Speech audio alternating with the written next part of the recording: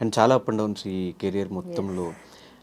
గెలిచినప్పుడు ఎలా ఉండేదానివి, ఓడిపోయినప్పుడు ఎలా ఉండేదాన్ని? గెలిచినప్పుడు ఆబ్వియస్లీ హ్యాపీ ఫీల్ అవుతాను, ఓడిపోయినప్పుడు సాడ్ ఫీల్ అయినా మనసులో ఒకటి ఓకే ఇది ఇవాళ ఇలా జరిగింది అంటే ఖచ్చితంగా దీనికంటే ఏదో పెద్దది మంచిది రాబోతుంది, అందుకే ఇది జరిగింది, ఇది ఏది జరిగినా మన మంచికి అని బిలీవ్ చేసేదాన్ని నేను. So something good and something big is waiting for me అని నాకు నేను నచ్చ చెప్పుకొని మూవ్ ఆన్ అయిపోయేదాన్ని. అంటే మధ్యలో 2016 మస్తు టైం పాస్ చేసిన తర్వాత ఒక 2-3 ఇయర్స్ ఎక్కడా కనిపించలేదు, రీజన్ ఏంటి? మస్తు టైం పాస్ 2016 యా 17, 18, 19, 20 కోవిడ్ పోయినా 21 వరకు అసలు బిగ్ బాస్ లో మళ్ళీ చూసేవారు కాజల్ ఎక్కడుందో ఏమైపోయిందో ఎక్కడ కనిపించలేదు. అరకొర అప్పుడప్పుడు యూట్యూబ్ లో ఇంటర్వ్యూస్ అవి చేస్తూ ఉండేది. ఈ 4-5 ఇయర్స్ ఎలా గడిచిపోయింది? I was last somewhere. ఇప్పుడు నువ్వు చెప్పగానే నాకు ఒక్కసారి ఇట్లా ష్రింక్ అయింది నాకు హార్ట్. ఎందుకు నేను అంత ఖాళీగా ఉన్నాను, నేను ఎప్పుడు ఖాళీగా ఉండనే అనే థాట్ ప్రాసెస్ వెళ్తుంది. బట్ 2017, 18, 19, 20 వరకు కూడా I was happy with my life. నేను private anchoring, emceeing, corporate shows and all అవి నేను కాన్స్టెంట్గా ఎప్పుడు చేస్తూ ఉంటాను. బట్ ఒక ప్లాట్ఫామ్ పైన, ఒక టీవీ ఛానల్లో, పాపులర్ ప్లాట్ఫామ్ పైన కనిపించలేదు. But I was content with my life and I was happy with what I was doing and I was earning good. So నాకు ఎప్పుడు గ్యాప్ తీసుకున్నట్టయితే అనిపించలేదు. డబ్బింగ్స్ చెప్పుకునేదాన్ని. సో ఆ వర్క్ అంతా it was going on. Main stream ఎందుకు break పడిపోయిందని, ఒక successful career వెళ్తున్నప్పుడు మధ్యలో అంత బ్రేక్ ఎందుకు వచ్చేసింది? 2017 తర్వాత మేము మరి ఆపర్చునిటీస్ ఏం రాలా. మస్త్ మీరు చేసిన షో కూడా హిట్ అయింది. అవును, మస్త్ టైం పాస్ తర్వాత నాకు ఆపర్చునిటీస్ ఏం రాలేదు, నేను కూడా ఏం ట్రై చేయలేదు. ఆ తర్వాత ఓకే డబ్బింగ్స్ చెప్పుకుంటున్నా, ఎంజాయ్ చేస్తున్నా లైఫ్. నా బెస్ట్ ఫ్రెండ్ లిప్సికా ఉంది కదా, సో మేమిద్దరం ఈవెంట్స్ ఎక్కువ చేసేవాళ్ళము అండ్ ట్రిప్స్కి వెళ్ళేవాళ్ళం బాగా. సో ఫ్రెండ్షిప్లో ఫుల్ బిజీ ఉండే నేను ఆ ఇయర్స్ అన్నీ కూడా. 2019 కోవిడ్ వచ్చేసింది అండ్ 2019 కోవిడ్ వచ్చిన తర్వాత అప్పుడు ఇట్ షుక్ మీ. ఏం చేస్తున్నాను, వాట్ ఐమ్ ఐ డూయింగ్ అని. So what I'm I doing, ఏం చేస్తున్నాను, ఏం చెయ్యాలి అనే ఆలోచనలు వచ్చినప్పుడు Vijay gave me this idea of YouTube channel పెట్టుకోవచ్చు కదా నువ్వు, ఇంత టాలెంట్ ఉంచుకొని నువ్వు ఎందుకు ఇట్లా వేస్ట్ చేస్తున్నావు అని అంటే ఓకే సరే అని అప్పుడు తను నాకు ఒక రింగ్ లైట్ కొనిచ్చాడు అనమాట. నేను అక్కడి నుంచి స్టార్ట్ చేశాను మళ్ళీ. ఓకే యూట్యూబ్లో ఏమైనా చెయ్యాలి అని చెప్పి బిగ్ బాస్ సీజన్ 4 నడుస్తుంది అప్పట్లో. రివ్యూస్ స్టార్ట్ చేశాను. రివ్యూస్ చేసుకుంటూ అది కూడా రివ్యూస్ చాలా డిఫరెంట్గా ప్లాన్ చేశాను. నాకు నైట్ అంతా నిద్ర ఉండేది కాదు.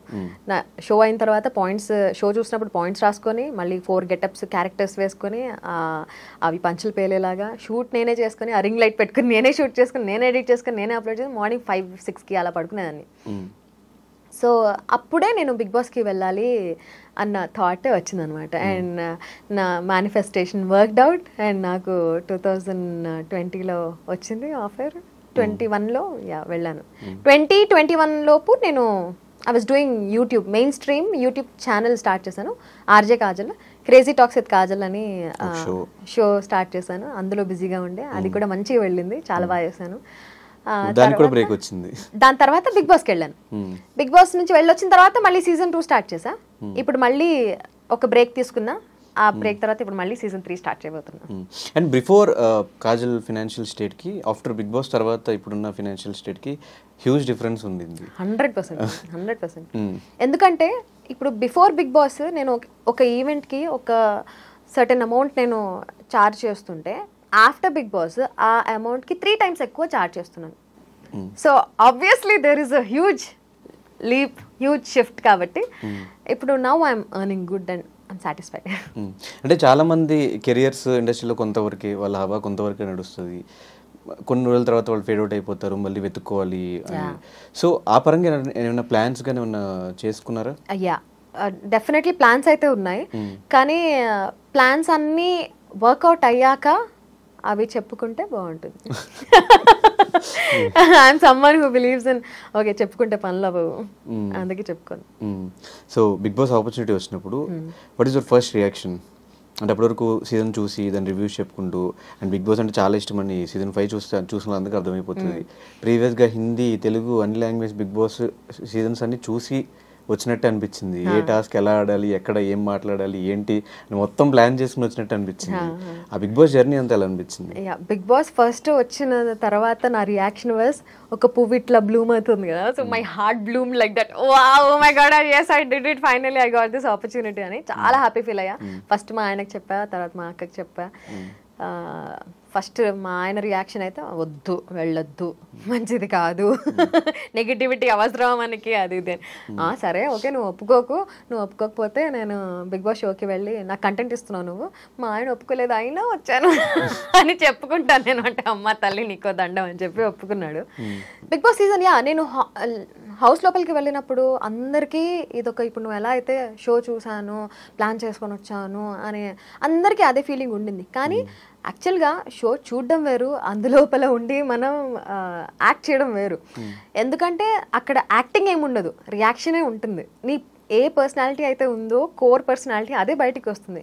నువ్వు ఒక 1-2 days ఏమైనా యాక్టింగ్ చేయగలవేమో, కానీ నీ core personality after few days అది బయటికి వచ్చేస్తుంది.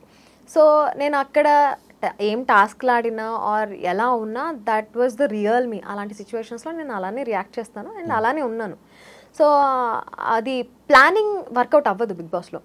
కానీ ఎస్, బిగ్ బాస్ నుంచి వచ్చేసిన తర్వాత అనిపించింది నాకు, కొంతమంది కొన్ని స్ట్రాటజీస్తో వచ్చారు, నేను గేమ్ ప్లాన్ స్ట్రాటజీ వేసుకోలేదే అని ఫీల్ అయ్యాను. Because I was going with the flow, just ఫ్లోలో వెళ్ళిపోయాను. బీట్ మై ఒకళ్ళిద్దరు కనిపిస్తే ఓకే, మొత్తం మీరు ఎవరు ఉన్న కండిషన్స్ 15 మందికి అదే పాయింట్. ఈమె కాజల్ షో చూసి వచ్చింది, షో చూసి ఆడుతుంది, తనకి ఎట్లా ఉండాలి, ఎలా మాట్లాడాలి, ఏం చేయాలి, every minute pin to pin తనకు తెలుసు. సో ఇప్పుడు నా ఒక్కదానికే కాదు, నెక్స్ట్ సీజన్లో వెళ్ళిన గీతుకి కానీ ఆదిరెడ్డికి కానీ వాళ్ళని కూడా అలానే అనుకున్నారు.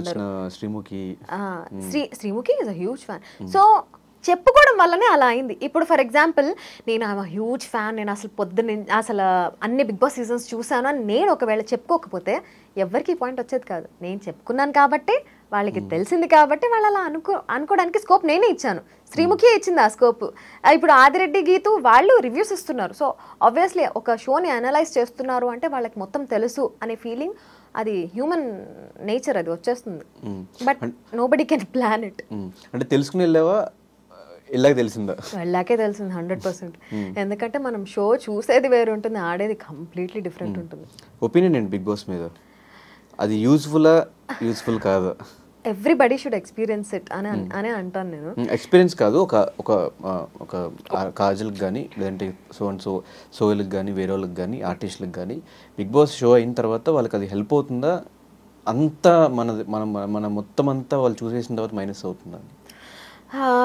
దీన్ని మనం 2 రకాలుగా తీసుకోవచ్చు. ఒకటి, ఇప్పుడు from nowhere you are somewhere అనేది బిగ్ బాస్తో వస్తుంది 100%. అది నీకు అసలు మినిమం ఫేమ్ లేని వాడివి, నీ పేరు నీ ఒరిజినల్ నేమ్తో సహా అందరికీ తెలుస్తుంది అంటే that is because of Bigg Boss. లేదు, నువ్వు నీ కెరీర్ని స్పెషల్గా ప్లాన్ చేసుకోవాలనుకుంటున్నావు, ఫస్ట్ నువ్వు ఇలా చేయాలనుకుంటున్నావు, మూవీస్లోకి రావాలనుకుంటున్నావు, నువ్వు ఫేమస్ అవ్వాలనుకుంటున్నావు, నీ టార్గెట్ ఇది, అది వేరు. కానీ you want to be famous, you want to be known, ఒక నోన్ పర్సనాలిటీగా నువ్వు అయితే చాలు అనే ఫీలింగ్ ఉన్న వాళ్ళకి Bigg Boss is right platform.